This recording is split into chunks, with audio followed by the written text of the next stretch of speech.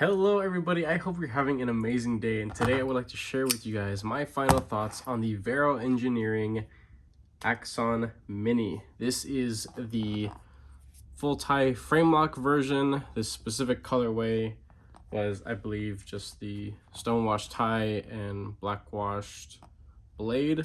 I have the box here. Yeah, it's just black washed blade.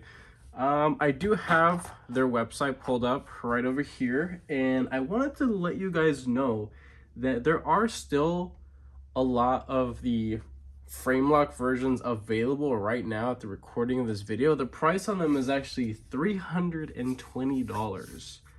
Do I believe that this is a $320 knife? Yeah, I could see how they came to that price based off of materials, but also fit and finish functionality, things like that. I did make a comment on my last video about Vero Engineering, and I had asked you guys if, what your guys' experience has been with the brand, and if you guys think that some of their marketing might be a little pretentious, or maybe just some of their designs.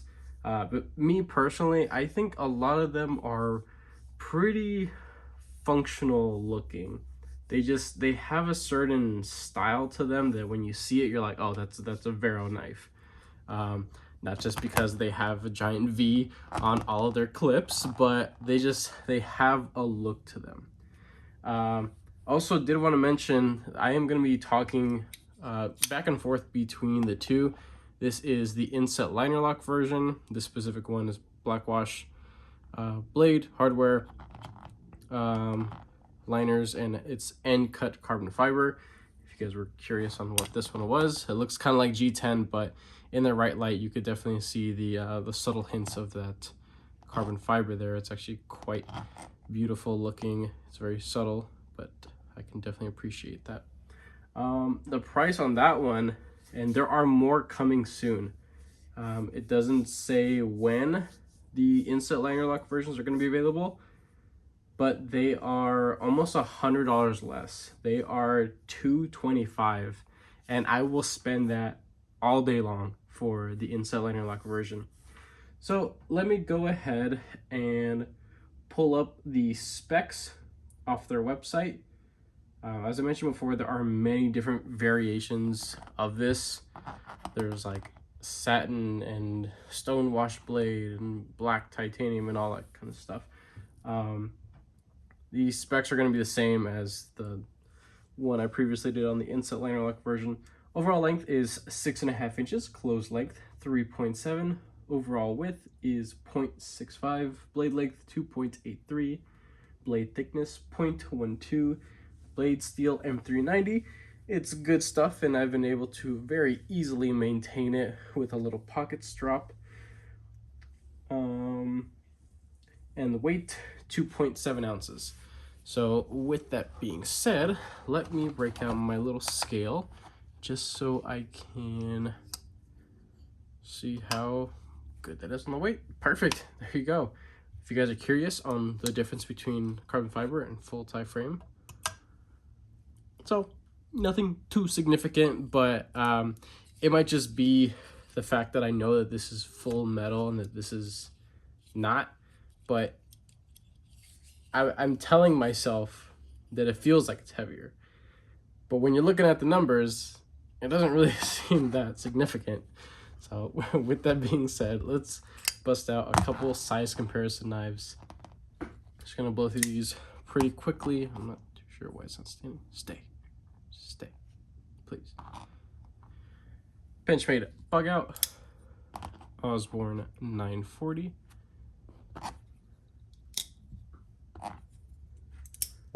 Do some Spyderco's, Para 3. That clip. Native 5.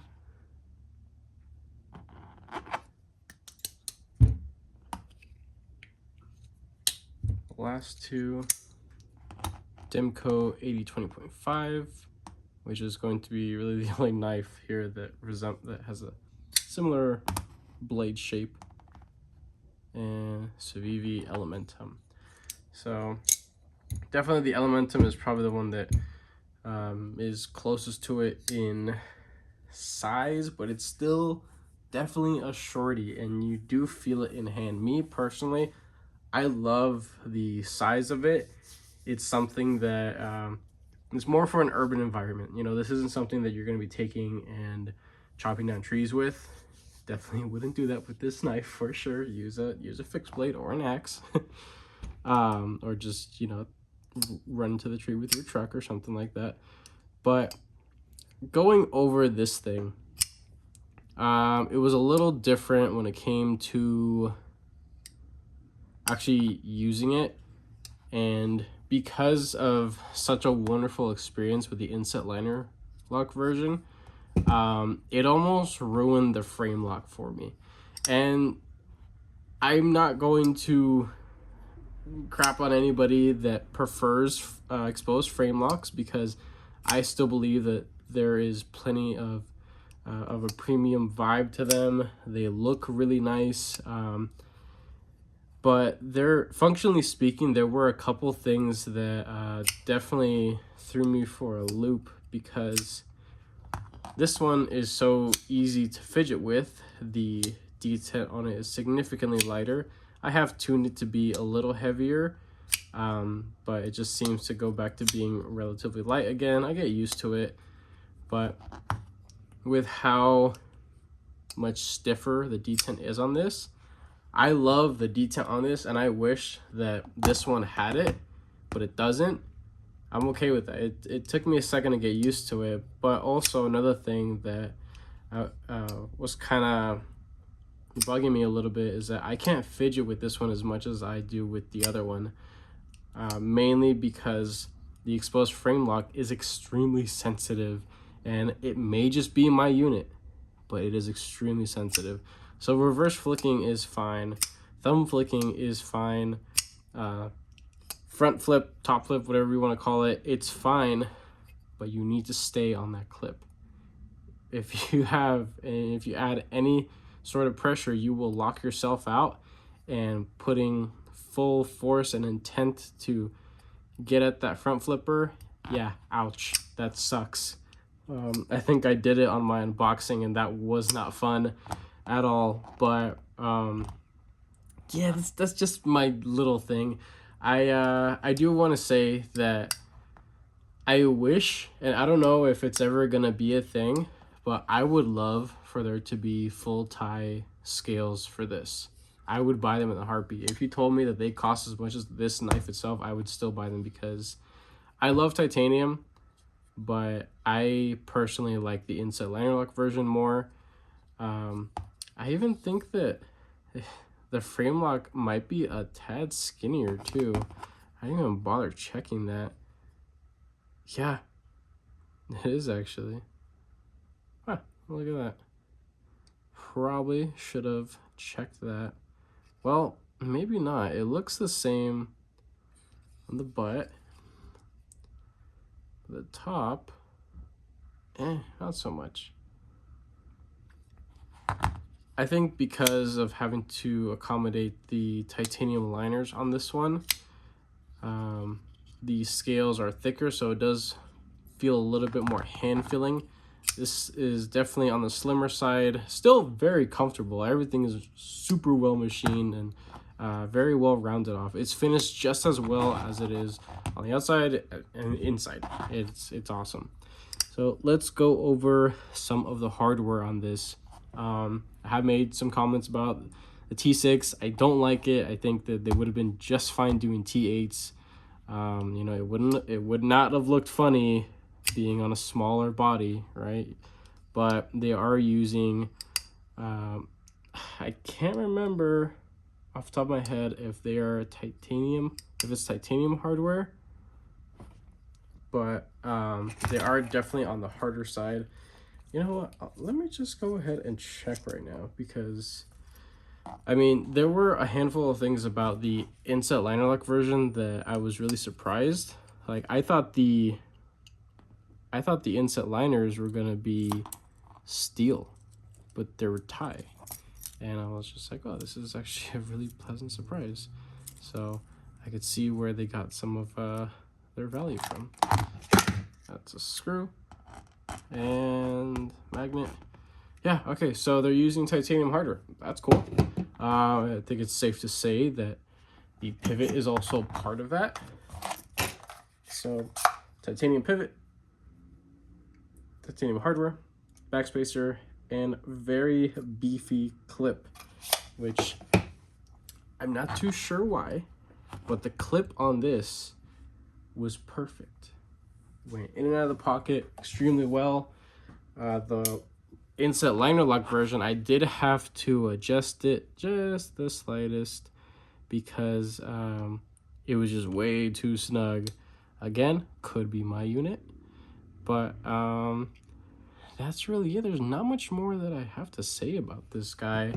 I was planning to do a comparison between the two, but at this point in time, there really isn't any reason to do a separate video.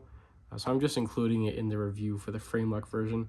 Frame lock version, I personally think it looks better just because I'm still stuck with the appearance and the look of a frame lock. But I can't deny that every time that I've, messed around with this and just flipped it, I always thought about this one. And I wish it was this one, but it wasn't. So, I mean, this is, it feels lighter, feels honestly a little cheaper, but taking it apart, it's not. They're both constructed to some of the highest tolerances that I've experienced in this price point. The OEM is Best Tech, I believe, and I mean, they knock it out of the park. They really do. They also number their units, so this is number 543. So that's nice. It's a nice little subtle spot. Of course, you have the Vero engineering right there on the spine of the blade, also quite subtle. It being on the pocket clip, not so subtle, but I don't mind. Disengagement is relatively comfortable. Again, this is going to be a little bit stiffer. If you have experienced the inset liner lock version, it's going to take a second to get used to the stiffness of the frame lock, but it is honestly, it feels just like any other frame lock. There's these very, very large scallops right here. Looking from the top view down, it doesn't look like there's a whole lot of access, but as I mentioned before, everything is just so well machined and rounded off and just super soft. Just feels very premium.